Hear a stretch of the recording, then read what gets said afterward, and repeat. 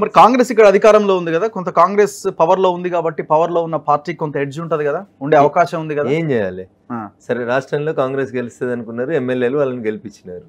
కేంద్రంలో కాశ్మీర్ నుంచి కన్యాకుమారి దాకా మేమంటే గిట్టనోళ్ళు ఎర్ర జెండాలు పచ్చ జెండాలు, ఈ టీవీ ఆ టీవీ మీ టీవీ మా టీవీ, కాశ్మీర్ నుంచి కన్యాకుమారి దాకా ఏ టీవీ సర్వే చేసినా, ఎవరు సర్వే చేసినా ఎవరు ప్రధానమంత్రి అవుతారని చెప్తున్నారు?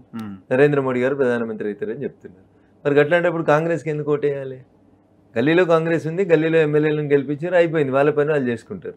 రేపు ఢిల్లీ నుంచి నిధులు రావాలంటే మీరు రేవంత్ రెడ్డి గారు ముఖ్యమంత్రి అయినా ఈ 100 రోజుల పాలనలో చూడండి, 9,000 కోట్ల రూపాయలని అప్పు రూపం లోపల తీసుకొచ్చుకున్నారు వారు. ఆ 9,000 కోట్ల రూపాయల అప్పు సానుకూలంగా సాఫ్ట్గా రావడానికి కారణం ఏంటంటే కేంద్ర ప్రభుత్వం ఇస్తేనే అక్కడ నుంచి ఆ ఏజెన్సీస్ అన్ని ఆ రకమైనటువంటి పని చేస్తా ఉన్నాయి. మధ్యలో ఇంకో 2 అప్పు తీసుకొచ్చే బదులు లేదా మాట్లాడలేని పరిస్థితులు వచ్చి రేపు వాళ్ళ పార్టీలోనే ఇంకో పంచాయతీ అయి రేవంత్ రెడ్డి గారికో ఇంకేదో ఇబ్బంది కాకుండా ఉండాలంటే భారతీయ జనతా పార్టీ స్ట్రైట్గా నరేంద్ర మోడీ గారు ప్రధానమంత్రి అవుతారు కాబట్టి ఎక్కువ మంది ఎంపీలను గెలిపిస్తే మాకు లాభం జరుగుతుందని తెలంగాణ ప్రజలు కూడా అనుకుంటారు కదా. 2019లో కూడా ఇదే లైన్ వినిపించినారు కదా మీరు. 2019 ఎలక్షన్లో కూడా ఇదే చెప్పినారు కదా. ఆనాడు ప్రజలు అధికారంలో ఉన్న బీఆర్ఎస్ కేసినారు, సరే మీకు కొన్ని సీట్లు వచ్చినాయి, కాంగ్రెస్ కూడా కొన్ని సీట్లు వచ్చినాయి. కాంగ్రెస్ కంటే మాకు ఎక్కువ సీట్లు వచ్చినాయి. సారు కారు 16 ఢిల్లీలో సర్కార్ అన్న వాళ్ళని సింగిల్ డిజిట్కి తీసుకొచ్చారు. రెండోసారి గెలిచి 88 మంది ఎమ్మెల్యేలు గెలిచి ఇక ఢిల్లీకి పోతున్నాం, సంకీర్ణ ప్రభుత్వం వస్తుంది, మా సార్ ప్రధానమంత్రి అవుతాడని ప్రచారం చేసుకుంటే 7 దగ్గర మీరు పరిమితం అవుతారా? ఇక్కడ తెలంగాణలో 17 టార్గెట్ చేసినాం. టార్గెట్ అందరూ చేస్తారు, కాంగ్రెస్ చేస్తుంది, బీఆర్ఎస్ చేస్తుంది, మీరు చేస్తారు. ఫలితం మా వైపే మొగ్గు చెప్తుంది.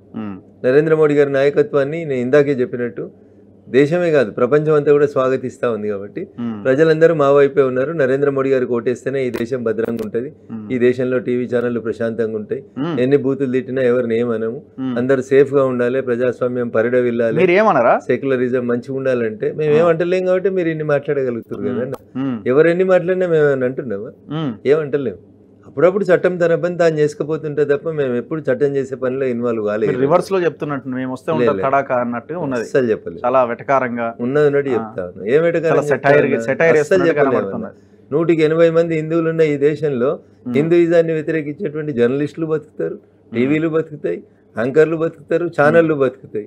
ఎట్లా బతుకుతారన్న మరి? ఒకవేళ ప్రభుత్వం అట్లా వెటకారంగా ఆలోచించిన, ప్రభుత్వం ఒక సెకండ్ వెనకాలకు ఆలోచించిన, రాజ్యం హింస చేయాలనుకుంటే ఎవరు బతుకుతారన్న? ఎవరు బతకలేరు. So when the government or the state want to do some crime, no one can stop it. So సరే, ఇప్పుడు కేసీఆర్ సొంత జిల్లా మెదక్ జిల్లా, అక్కడ ఓడిపోవడం, అసలు కామారెడ్డిలో ఓడిపోతేనే డైజెస్ట్ చేసుకోలేకపోతున్నాడు. మెదక్ జిల్లాలో 2020 నవంబర్లో ఉప ఎన్నిక గెలిచినప్పుడు ఇదే గౌరవనీయులు చంద్రశేఖరరావు గారు ముఖ్యమంత్రి కాదా? అదే హరీష్ అన్నట్టు ఆయన మంత్రి కాదా, ఆర్థిక మంత్రి కాదా? మరి వాళ్ళ అధికారంలో ఉన్న రోజే గెలిచి వచ్చిన నేను ఇలా వాళ్ళకి అధికారం లేదు కదా అన్న.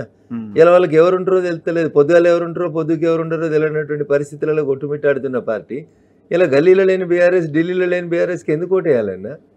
అనుకుందాం ఒక్క నిమిషానికి పొరపాటున ఒక ఎంపీ గెలిచిండు అనుకో, ఎడగనబడతాడన్న ఆయన 543లో ఒకడు ఎడగనబడతాడు. పోయినసారి మీరు టికెట్లు అమ్ముకుంటే గెలిచినటువంటి ఎంపీలలో ఒక్కొక్క ఎంపీ సంపాదించింది ఎంత, ప్రజలకు చేసింది ఎంత?